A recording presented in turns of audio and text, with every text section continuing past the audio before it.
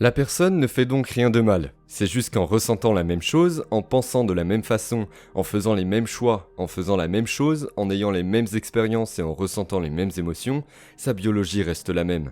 Je suis votre hôte, le docteur Joe Dispenza. Commençons. Une personne peut avoir certains événements dans sa vie qui sont prédéterminés pour la plus grande évolution de son âme. Et en même temps, il y a une énorme quantité de libre arbitre pour continuer à créer tout ce que vous voulez à chaque instant. Et l'âme ne dit pas que votre seul contrat est d'être un artiste. Votre seul contrat est d'avoir l'expérience de l'artiste et l'expérience du poète, l'expérience du génie et l'expérience du mystique. Toutes ces expériences existent en tant que possibilités et potentiels, mais l'âme qui a jeté un certain dé pour le prédéterminisme est transcendante de l'espace et du temps. Et dans ce royaume, ça s'est déjà passé. Et tout s'est arrangé de manière à apporter la plus grande évolution pour l'âme afin qu'elle puisse continuer dans l'éternité. Et l'éternité est un temps très long. Ainsi, beaucoup d'expériences nous attendent lorsque nous dépassons notre physicalité, notre humanité, et il y a donc une combinaison des deux. Mais dans un sens, quand nous surmontons l'émotion, c'est là que nous surmontons l'expérience et tout change à ce moment-là. Certains événements vont effectivement changer si l'âme évolue avant un événement qui la réveillerait et l'amènerait à poser de plus grandes questions. Donc le libre arbitre et le prédéterminisme travaillent main dans la main. Merci pour votre question, Ellie. Je ne vais pas demander à quelqu'un qui participe à notre appel en direct de poser une question. Et je vais demander à Grégor, vous êtes sur l'appel. J'ai la SEP depuis 15 ans, et en ce moment je me déplace en fauteuil roulant. Ma question est, comme vous avez dit qu'au lieu d'imaginer la disparition de la maladie, il faut mieux imaginer la nouvelle vie et les sentiments comme la gratitude. Je ne suis pas sûr de le faire correctement, car je m'imagine toujours en train de marcher, vu que je ne peux pas marcher en ce moment, et je suis très heureux de cela. Mais je ne sais pas si c'est suffisant, je ne suis pas sûr. Eh bien, Grégor, j'apprécie le fait que vous preniez votre CEP comme un projet. C'est quelque chose qui vous intéresse et qui vous rend curieux de savoir comment changer votre corps. Et c'est une question qui va aider beaucoup de gens. Ce que nous savons, c'est que lorsque certains gènes sont régulés à la hausse ou à la baisse, le corps passe dans un état d'expression des gènes. Lorsqu'ils sont régulés à la hausse et fabriquent de nouvelles protéines. Les protéines sont les messagers. Elles sont l'expression de la vie dans tant de variations différentes, dans tant de systèmes différents. Et elles ajoutent à la structure et à la fonction de notre corps. Et l'expression des protéines est l'expression de la vie. Et quand les gènes se dérèglent, ils se décomposent et commencent à fabriquer des protéines moins chères. Et le corps commence à se dégrader et à se décomposer. Et il y a tellement de variations de différents gènes que les gens ont. Et il se trouve que la CEP est l'un de ceux dont le gène a été régulé à la baisse. Et donc vous ne faites rien de mal, c'est juste qu'il y a plusieurs façons de signaler les gènes. L'une d'entre elles consiste à comprendre qu'en épigénétique, on dit que l'environnement signale les gènes et crée la maladie. Et non pas que les gènes créent la maladie, qu'il doit y avoir une instruction puis une sélection d'un gène qui vient de l'extérieur de la cellule, sur le récepteur cellulaire, et que l'environnement extérieur de la cellule est aussi l'environnement. Et lorsque les gens éprouvent les mêmes sentiments chaque jour, le corps, la cellule, croit qu'il se trouve dans les mêmes conditions environnementales, en fonction de ce que la personne perçoit, de ce qu'elle voit dans son monde extérieur. La personne ne fait donc rien de mal, c'est juste qu'en ressentant la même chose, en pensant de la même façon, en faisant les mêmes choix, en faisant les mêmes choses, en ayant les mêmes expériences et en ressentant les mêmes émotions, sa biologie reste la même. Notre travail consiste donc à apprendre aux gens à signaler le gène avant l'environnement, et ils peuvent le faire en changeant leur état émotionnel. Car s'ils sont vraiment présents et qu'ils sont dans un état émotionnel élevé, leur corps est tellement objectif qu'il ne fait pas la différence entre l'expérience de la vie réelle et l'environnement qui crée cette émotion. Et l'émotion que la personne crée par la seule pensée.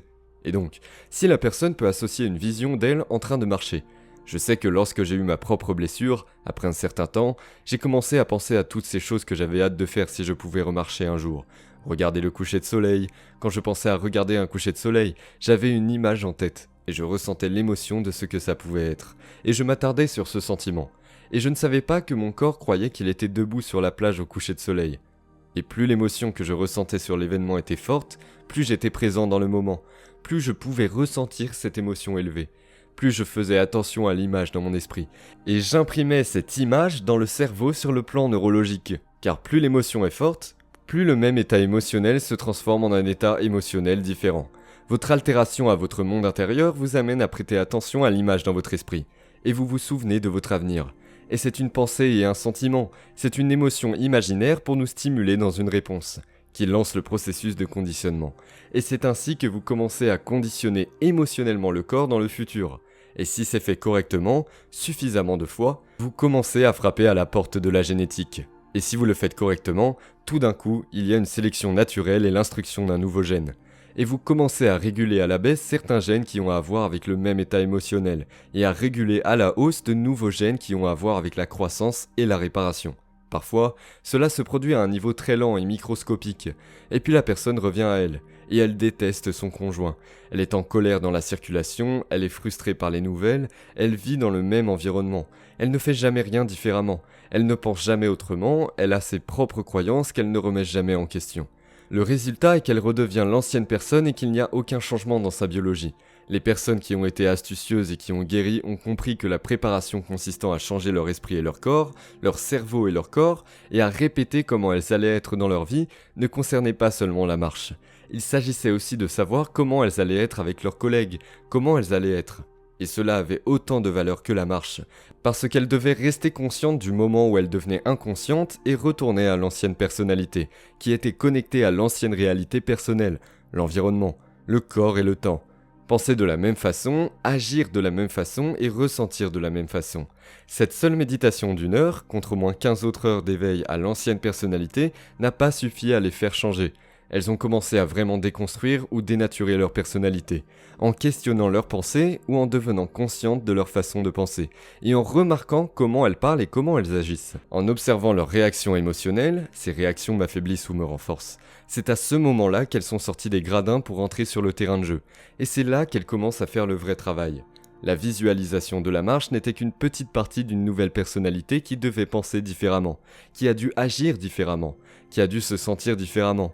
Et il y a des gènes dépendants du comportement qui s'activent lorsque vous vous comportez différemment.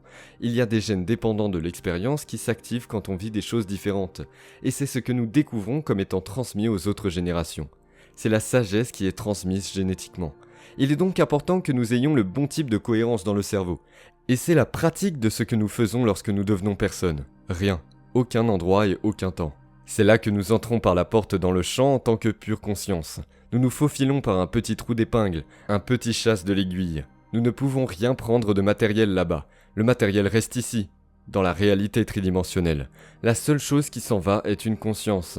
Et ce genre de conscience ouverte crée une énorme quantité de cohérence dans le système nerveux.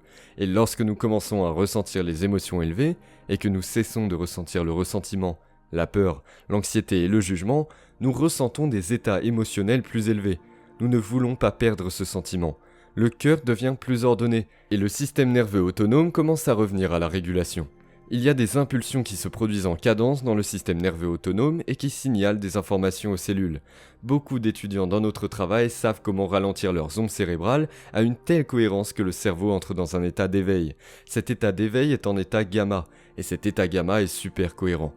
Donc le système nerveux autonome oscille et vibre à une fréquence très rapide. Et c'est ce qui commence à provoquer la guérison de la cellule dans un laps de temps plus court. La personne se rapproche de la singularité, de la plénitude, elle prend goût à l'énergie. Et c'est alors qu'il y a un changement instantané dans le corps. Donc cette progression de ce que vous apprenez ici en surmontant votre corps est un grand défi, sans aucun doute. Et cela demande un effort constant, une conscience constante et l'acte de le répéter. Parfois, vous devez le faire 2 fois par jour, 3 fois par jour pour retrouver les sentiments de votre avenir et être capable d'y rester et de laisser ces sentiments conduire de nouvelles pensées, de nouvelles idées, de nouveaux comportements, de nouvelles façons d'agir. Et vous commencez à changer votre personnalité. Et beaucoup de gens diront que c'était le fait de surmonter toutes ces croyances, mes persistantes croyances au fait de savoir si je pouvais le faire ou pas. Beaucoup de gens disent « je crois en ce truc ». Mais les gens disent maintenant « eh bien, je savais juste que je croyais que ça avait marché pour tout le monde. » Sauf pour moi. Et je devais me prouver que ça marchait pour moi. Eh bien, c'est une grande décision. Et ces gens sont comme vous dans le processus d'investigation. Ils enquêtent sur ce qu'il va falloir faire. Et ils regardent les témoignages sur le site web, et ils aiment les témoignages qui y sont. Et ils continuent à relire les informations, à les étudier et à les appliquer. Et ils commencent à réaliser qu'il ne s'agit pas seulement de visualiser un changement dans leur état de santé, mais de visualiser un changement d'eux-mêmes, et des réponses aux différentes personnes, aux différentes circonstances dans leur vie. Et c'est là que le rappel commence vraiment. Il suffit donc d'ajouter des outils à la boîte à outils, de remplir le panier avec des variantes, de changer un peu vos méditations ici et là, de revoir les informations et d'y aller, fraîchement et nouvellement, avec une énergie et une compréhension différentes.